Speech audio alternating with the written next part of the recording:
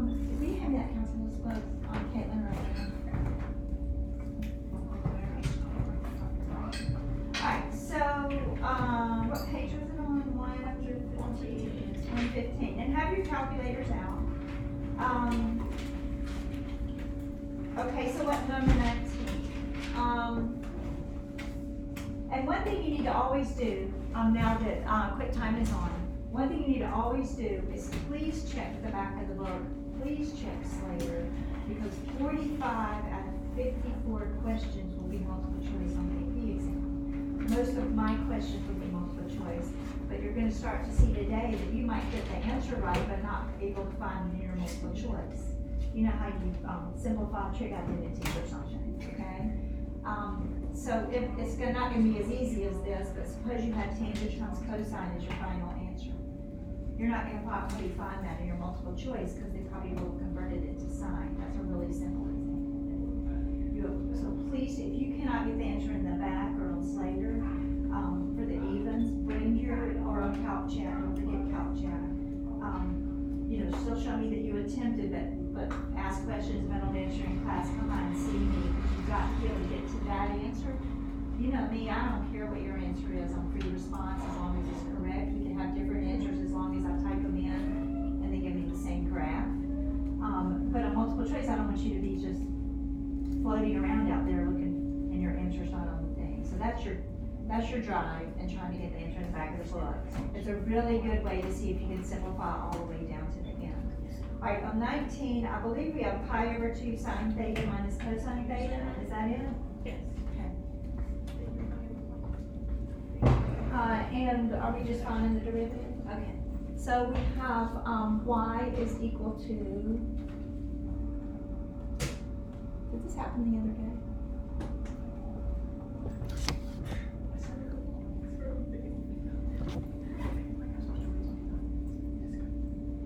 Okay, why would this not be working? Oh, I bet I didn't plug this in tight enough, maybe.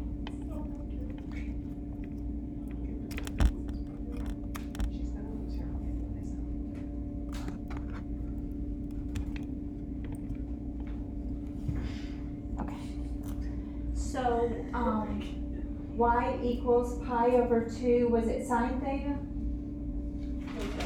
Cosine theta. Sine theta minus cosine theta? Alright, sine theta minus cosine theta. Alright, so my derivative, this is a coefficient, it's pi over 2. The derivative of sine, you're learning, is cosine. And the derivative of cosine is negative sine.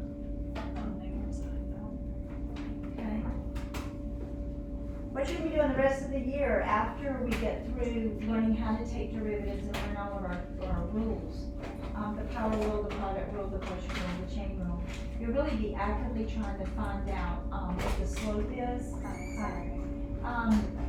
So we're just doing the first homework example, number 9. Okay. Never mind why I want to get started, but anyway.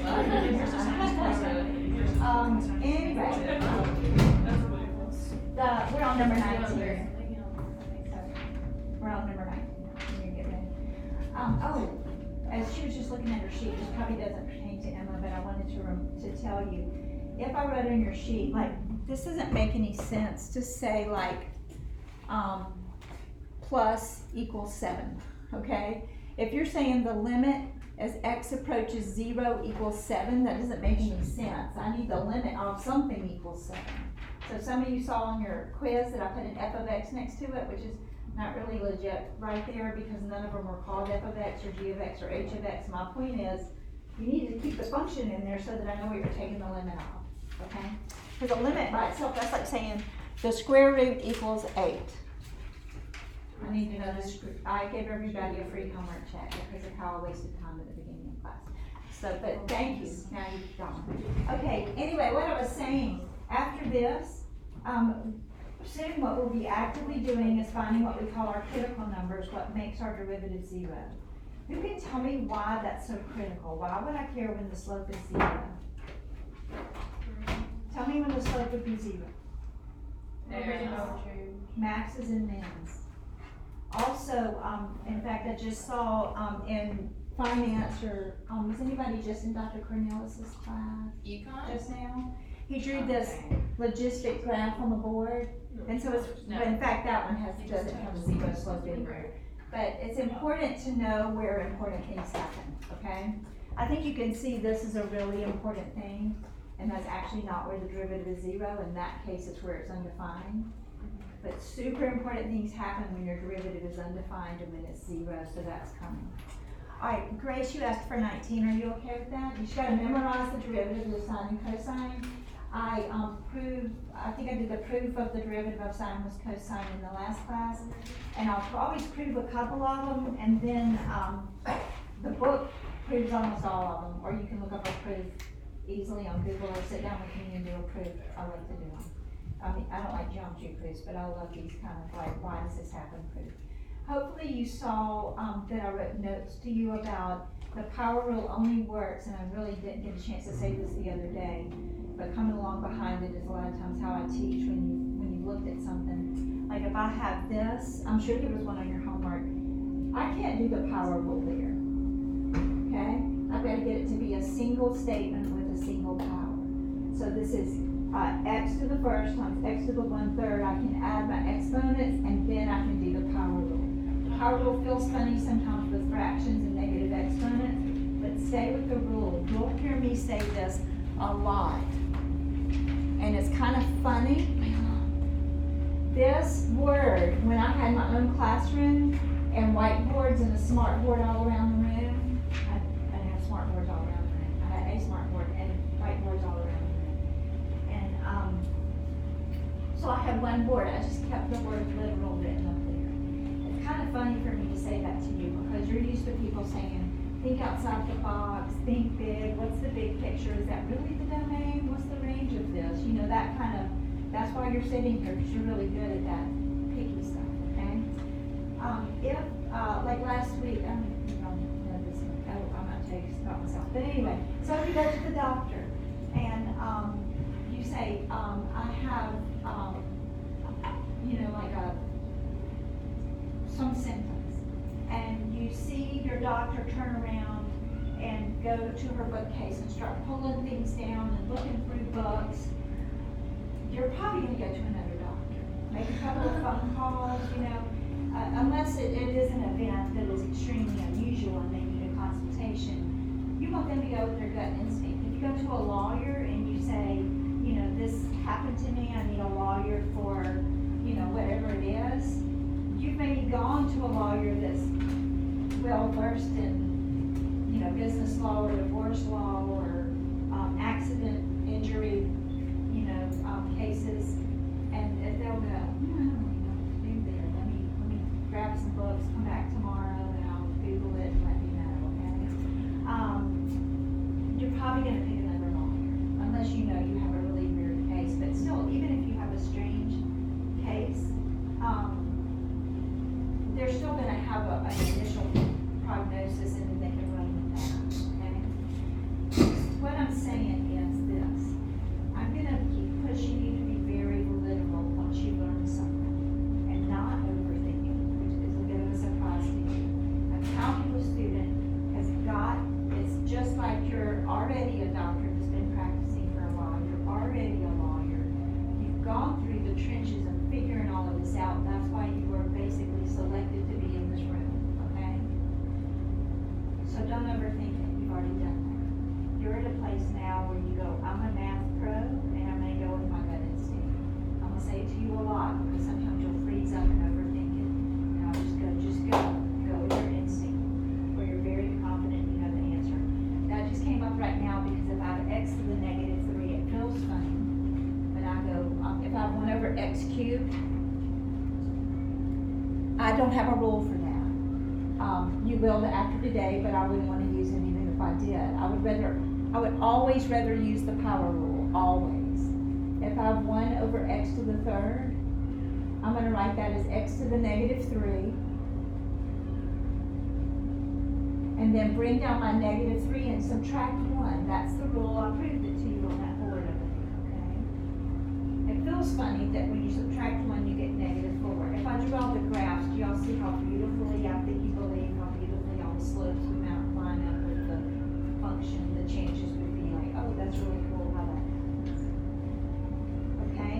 if you're gonna use a power rule, which you desperately want to use, you wanna do things like distribute, simplify. By the way, girls, if you can, always simplify a function on the front end, because it's a way harder to simplify it on the back end. And we'll learn all of that as we watch each other work and we work together. Okay, so those were just things I wanted to say that I wrote you little notes in the assignment page. Does anybody have another question on your homework?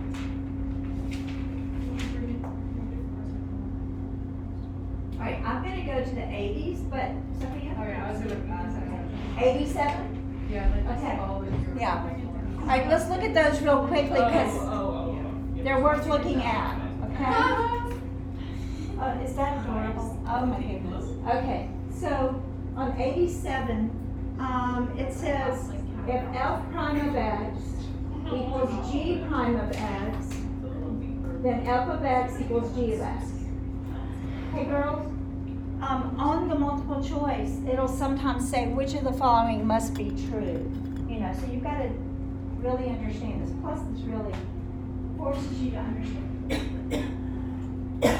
understand derivatives. It's 87, so you could look up a solution to this.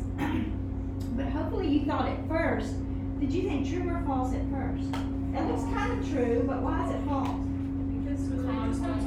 The derivative of a constant is 0, so you can't tell if it was x squared plus 3 or x squared minus 7. Interesting, so derivatives don't have, functions don't have, derivatives are not unique to a specific function.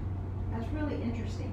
Nor should they be, because the derivative is the slope of the tangent line, and so it's all telling you about when something happens and how it happens. Those are both decreasing at the same time, they both level off at the same time, they're both increasing at the same time. So it kind of doesn't matter where it is on the graph as far as its derivative is concerned. But it's something that I think we know we gotta watch out for when we start to go backwards with the inverse function. Because then we have to find out what that constant was, because then it does matter. Slopes or derivatives are all about rates of change. Okay, so that was false. 88.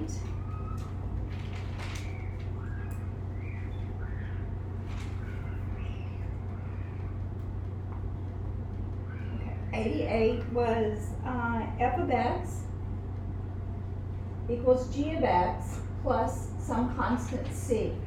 And then the question was, does f of x equal g of x? What y'all think? No. Okay, so we got some truths and some falses. That's okay. Why is it true? Say it again. The derivative of this would be f prime of x, and the derivative of this would be g prime of x, and what's the derivative of your constant? 0. So also let me draw a picture. So if you have an f of x, what have you learned from your algebra? G of x plus c has got to look just like it, but where? It's a vertical translation. It could be down, because we don't know if c is positive or negative. Okay, so don't assume too much. But wouldn't they have the same derivative? Okay? Also be very literal. Like, I didn't think about that one. I just took the derivative of both sides. I went f prime of x equals g prime of x. That's true. Okay? Alright, number 89. I love this one. Y is equal to, was it pi squared? I kind of wish when this had been an even, so you couldn't look up your answer except for maybe on Slater. But if I put this on a test, there will be some BC students, even, there's certainly AP students, sorry, that's not, I did not say that, okay. So BC students that would go 2 pi. Pi is a constant, the derivative of that is what? E is also a constant, the derivative of it is 0. Pi is 3.14. A calculus person does not care if you've got an integer or a decimal. So that derivative of that 0, so that one was false. Okay, number 90. Y is equal to x over pi. If y prime is equal to 1 over pi, maybe that's too much to hope for. Is that what it said? Yeah. But what do you think, true or false? False.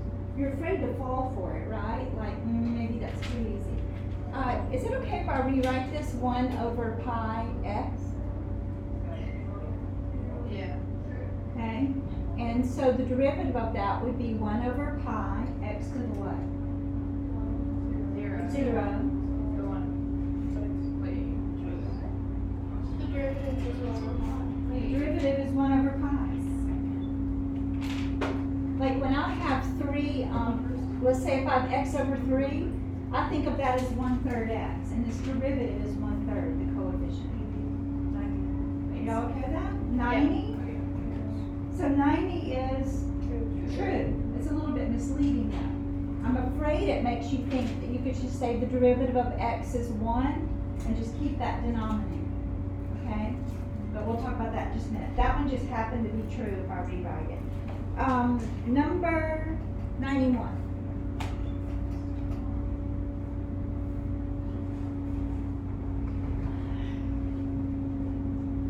All right, 91 is 3f of x, so g of x is equal to 3f of x, and g prime of x would equal the coefficient 3 times f prime of x. I think that's what they said. That one's true. 3 is just a coefficient. Okay? Now, if I have this, I need to start showing you things that are not. If g of x is equal to 3x f of x, that is not equal to, the derivative is not equal to 3f prime of x. First of all, you know it's not true. If this one's true, that one can't be true, right? Because those look completely different if you graph them. What we don't have the luxury of, do you remember how I told you in a video, I don't think I really taught you a whole lot about limits, I just gave you videos at first. Limits are very permissive, okay? They're like, I don't care, just like distribute, you know, take the limit at the top, take the limit at the bottom, and stick it together. I think we even talked about it in class. It's not like the rules of logarithms and sine and everything else that you've ever had, absolute values. The absolute value of a plus b is probably not equal to the absolute value of a plus absolute value of b. Okay? You know, like stuff like that. Limits are very permissive. That's where it ends. Enjoy. That was fun. So I'm going to say these little words that every calculus teacher says to their students probably. I remember Dr. Shade said it to me, and I went, I'm going to write that down, but I have no idea what he just said. The limit of a product is the product of the limits. If I have the limit of f of x times g of x, I could just take the limit of both of those things and stick it together. The limit of a product, you could just take those limits and multiply them together. The limit of a product is the product of the two limits. The derivative of a product is not the product of the derivatives. So you maybe can see what I just said they're looking at. The derivative of a product is not the product of the two derivatives. Okay? Life would be rainbows and unicorns and sunshine and daisies if that was true. Gosh, I wish I could just take the derivative of 3x and say 3 and slap it next to that. But as soon as I show you a graph of one, you go, no, that's not right. It doesn't fit graphically or numerically. You would go, that can't be as much as you understand. It wouldn't even work. Okay? All right, so you're looking to, you're waiting for me to teach you what to do in that case. All right, in this case though, that is true. 3 is just a coefficient. It doesn't have it's not another function like 3x is. You'll understand it better after the last few minutes of class today. And let's do 92.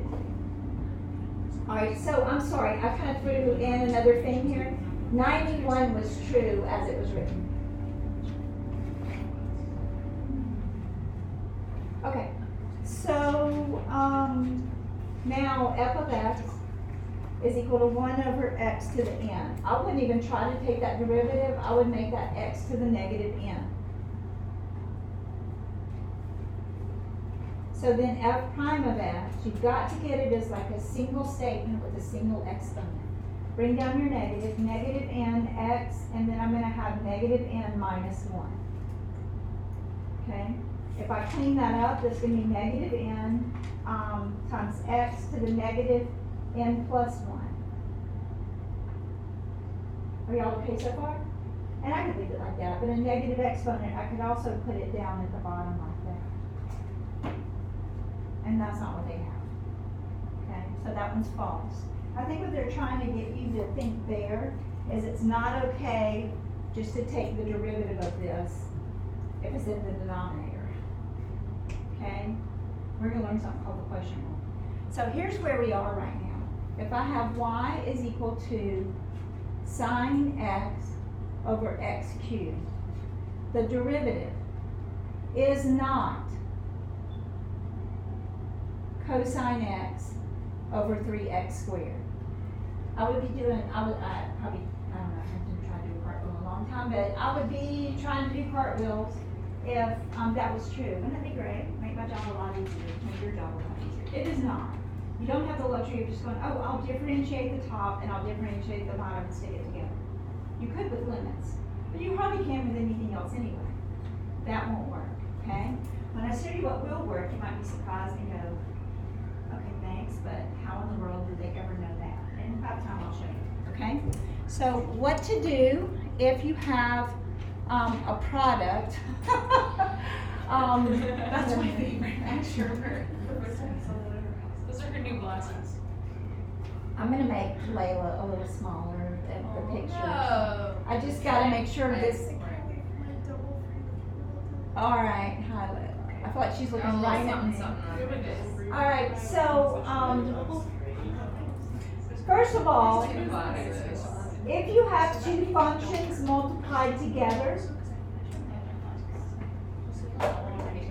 and by the way, this class, you know, like you may see administrators, you certainly have sat in a room when an administrator comes in and is taking notes and they want to see me do technology and foldables, and I'm not, you're in college, this is mostly a lecture class, but there'll also be times that you're working in groups on something and not listening to me, but it is a lot of listening, okay? I think you'd be frustrated if I didn't, I know you'd be frustrated if I gave you, you know, fancy.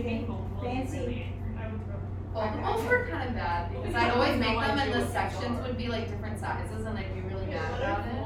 Like, it just doesn't feel You like already have these fun little flips. Oh, I hate those so much. Like, not these. First These of are all, way I too don't have fancy. no Like, so these that's gonna be really. Yeah, so you're mature enough just to, you're not complaining about the lecture format, but you'd be frustrated and go, like these. teach me And I'd how always to do make them this. like Okay. so So anyway, sorry, let's go back. Just Go like back, it, back. put it in your folder cover. Yeah. So anyway, okay. Sorry. What you're gonna do first is, you always wanna take the easy way out, and you will gain experience by trying problems, looking at solutions, and seeing how myself and maybe your friends work things, okay? Your first job is maybe just to simplify it super easy and distribute something, and you've got something like you had on last night's homework. But if you have x sine x, you're stuck. Do you see what I mean?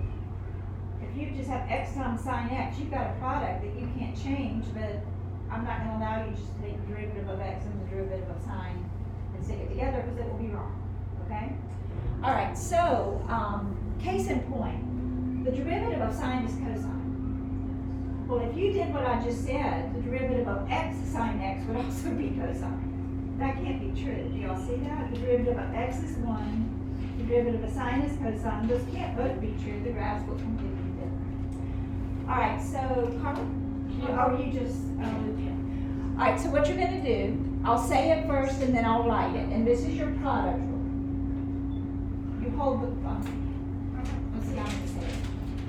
I always say it first times derivative of the second plus second times derivative of the first. With the plus sign in there, it actually doesn't matter which order you do those two things in, but the quotient rule has a minus in it, and the order does matter. Let me write it up here. First times derivative of the second. Whoa.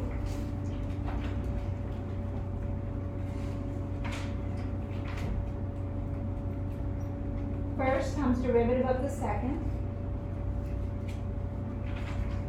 plus the second times derivative of the first.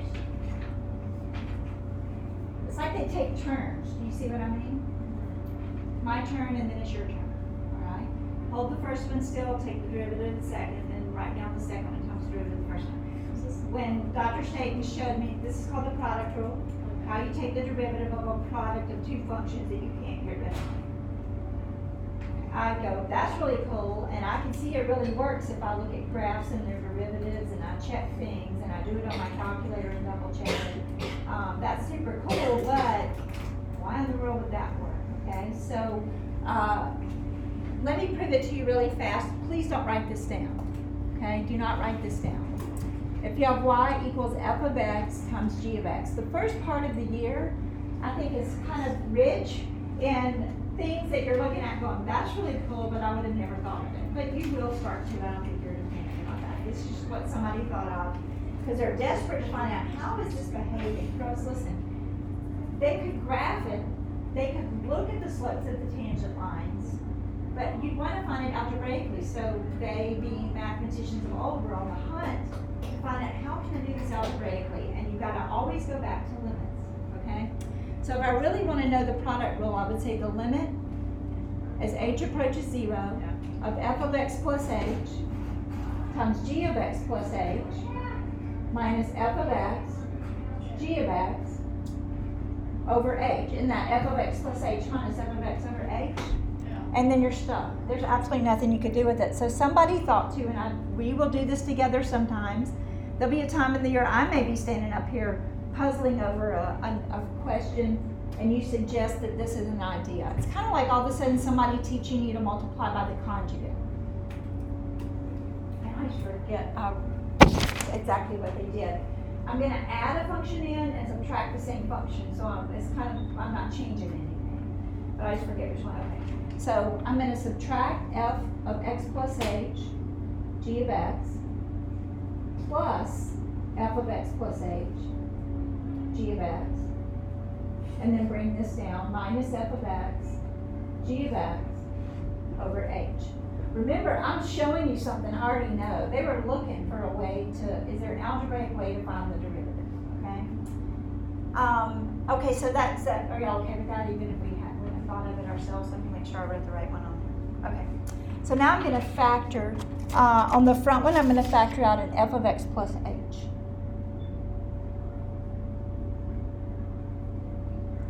And that leaves me g of x plus h minus g of x. And I'm going to separate this common denominator h. All right, then, I'm trying to force it to happen. I'm sorry. Let me just let it flow. Then I'm going to factor out g of x, and that leaves me f of x plus h minus f of x. And I'm going to put that one over h. So do you see my use of the common denominator? Now, what have we already learned? That if the limit of h is approaching 0, and limits are very permissive, I can just kind of run through and do them. What is this? 0. No, that's the derivative. That's the derivative. Isn't that the limit is h approaches 0 of f of x plus h minus f of x over h? We've already learned that's f prime of x. That's cool. Okay? So the back of this is g of x times f prime of x. And I circled that one first because I knew some of you would recognize it. So now what is that one? It's g prime of x, okay? So this is f of, oh, that doesn't, I don't want that, oh yeah, I do. See, I'm trying to force proof sometimes and not just go with it. G prime of x. And the limit is h is approaching 0. I only have one h left in the problem. It goes to 0. And so the derivative equals f of x times g prime of x plus g of x times f prime of x. And then that always works, and you don't have to do that. They had to do all of that stuff without the middle part. You have to go all the way back to limits if you don't know a derivative. You got to find it that way, okay? So now we have this rule called the product rule. First times derivative of the second plus second times derivative of the first. It can get kind of, sticky sometimes only algebraically. The calculus is really kind of easy, but the algebra is going to be where, these are so fun. All right, let me do kind of a simple example for you. where one that I've talked about. Alright, so to take this derivative, first of all, I would try to simplify. Like for instance, if I have this,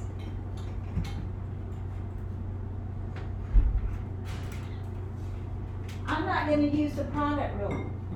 I'm going to FOIL it out and use the power rule. Do y'all see that? You got a choice, and I'd rather simplify that on the front end. Now, if it was, I don't have that choice here. So I'm going to say first times derivative of the second plus the second times derivative of the first. Okay? That was an easy one. There's times that you get all these like ugly things, so let me give you an ugly one. Okay? Alright, so I have y is equal to x times the square root of 2x plus 1. Can I fix that at all? Answer to that's no. Okay? I'm sorry, you can't do that one yet. You don't know what to do with that 1/2 power. Y'all see why you can't do that yet? Let me show you why.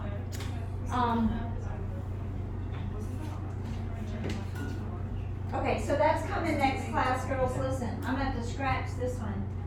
That's coming next class because I haven't taught you what to do if you have what's called a composite function. Do you see my dilemma here? My dilemma there is I could bring my 1/2 down in front of 2x plus 1, but somewhere in my mind I'm thinking, I'm gonna do something with the 2x plus 1. Do you see I can't ignore the behavior of the inside? So far, all you can do is like if it's a to the 1/2 or x to the 1/2, if it's something else to the 1/2, you don't know what, like even sine x to the 1/2, you don't know what to do with it yet. Hopefully you can reason with me if I bring the 1/2 down in front of sine to the negative 1/2, I'm totally ignoring the fact that sine has that waviness in it, and I cannot ignore that. So we're not gonna do this one yet. It would have been kind of sticky, but I wanted to do it. I'll look at an example in the book. Let me find what they did. Let me look and see if I can find something ugly. Okay.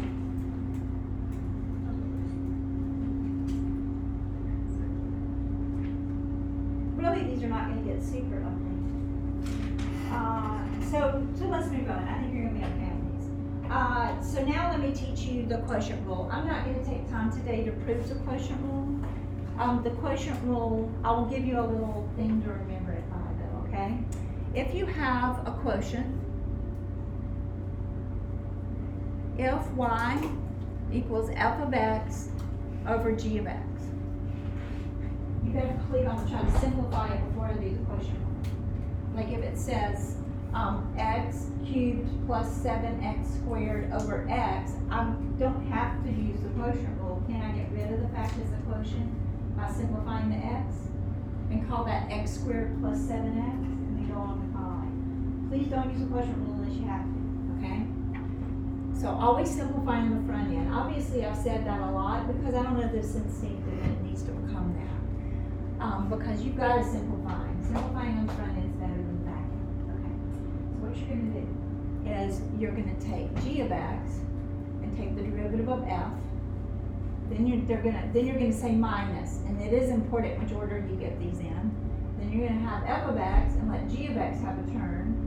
But not only that, you're going to put it over g of x quantity squared. This proof is particularly ugly. I don't mind doing it with you outside of class time. You can imagine it would be particularly ugly to figure it out, but you may wonder, why would somebody have spent time on those proofs? But it sure does save us a lot. I'm glad I'm living in a time where these rules exist. Because if I wasn't, I would have to always be going back to the limit of f of x plus h over g of x plus h and all these other algebraic skills. Okay? Let me tell you how to remember it. Calculus teachers all over the world say this, at least all over the nation. It's like, do you ever hear like hi-ho, hi-ho? Okay. It's kind of like that. That's the most I've ever sung in a class. It's low d high minus high d low over low low. Okay? So, low d high minus high d low over low low. Okay? So do you translate that? High. It starts off with the low one times the derivative of the one on top, and then minus the one on top times the derivative of one on the bottom. a dummy in there for low. I don't know, nobody ever does, but maybe they do, but I've seen it that way. I think they're kind of counting on the high hopes. Hey girls, listen.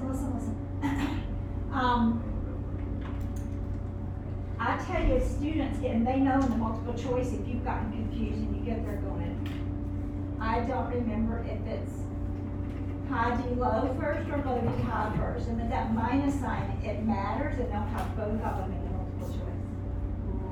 Okay, so from now on, I'll always call the quotient rule low D high. I'll even say the rest of it, so that makes you start with low D high.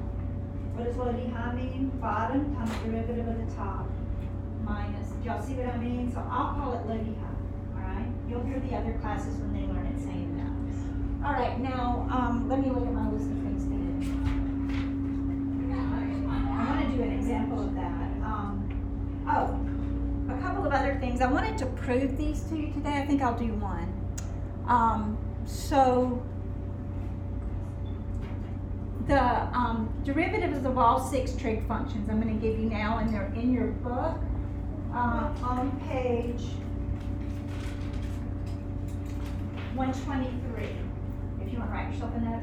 Our book is fantastic. Please spend time in your book. It's got great examples, in which case I'm not going to do many right now, but like I said in the last video or homework blurb, look at the examples in the book. You're mature enough to look at them, and then they're helpful. They don't always just do the easy ones by any stretch. A couple of them are really good, so please look at those. Also, our book is really good after it teaches a few concepts. All of a sudden you'll find this big box that captures things. Kind of like if you had my class like a memo page, kind of a rolling memo page, but or notes that you do for yourself. So you'll notice that, and we'll tell each other about it. All right, the derivative of sine is cosine.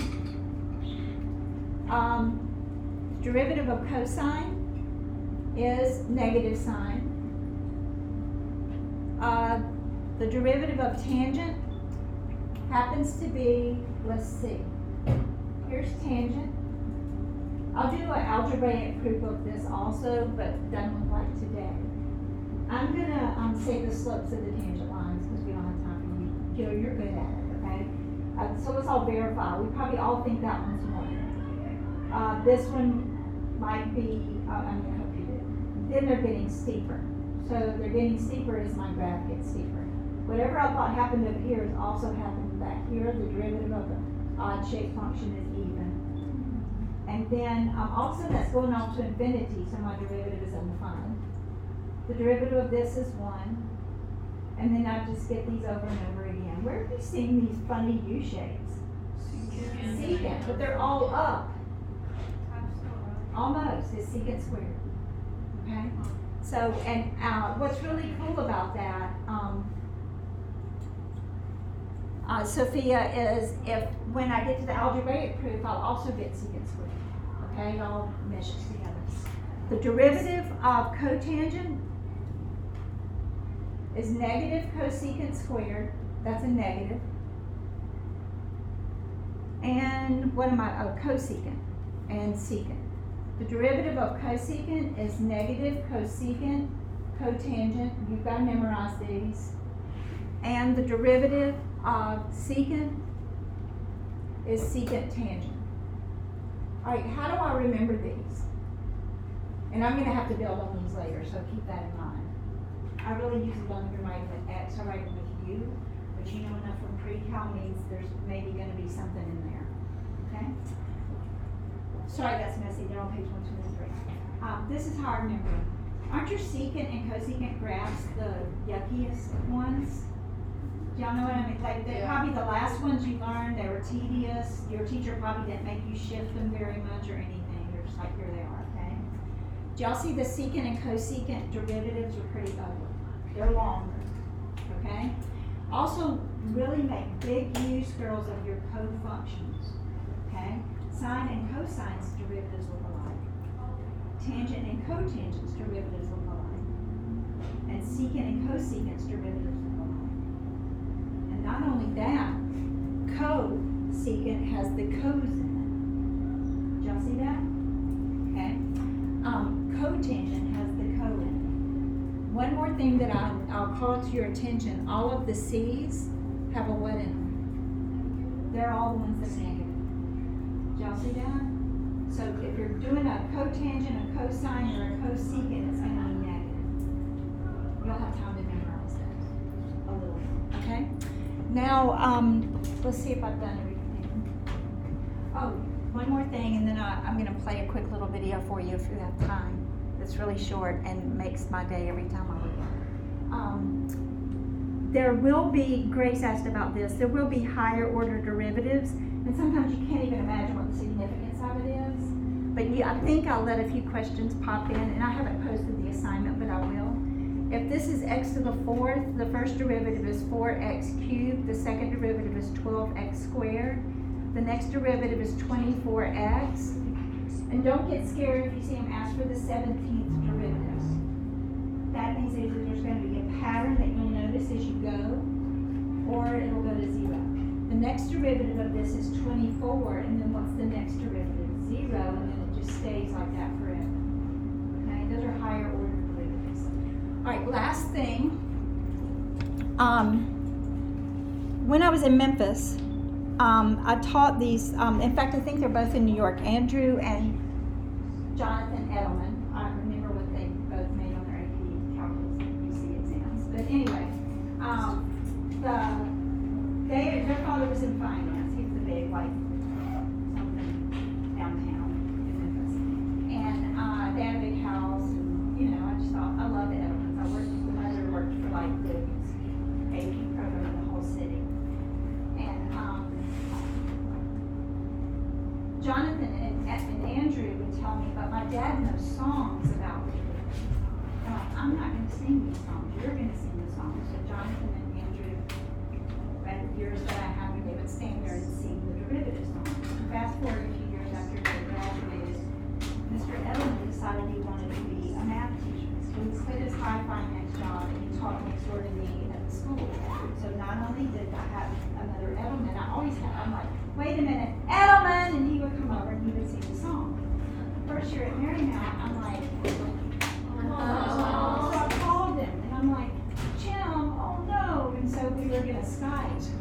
The Wi-Fi at Marymount down here, we couldn't Skype him. So that night, he made a video for my classes. So here's Mr. Edelman. He looks like Vector in Despicable Me. He is so gooby and he loves it. He's super gooby.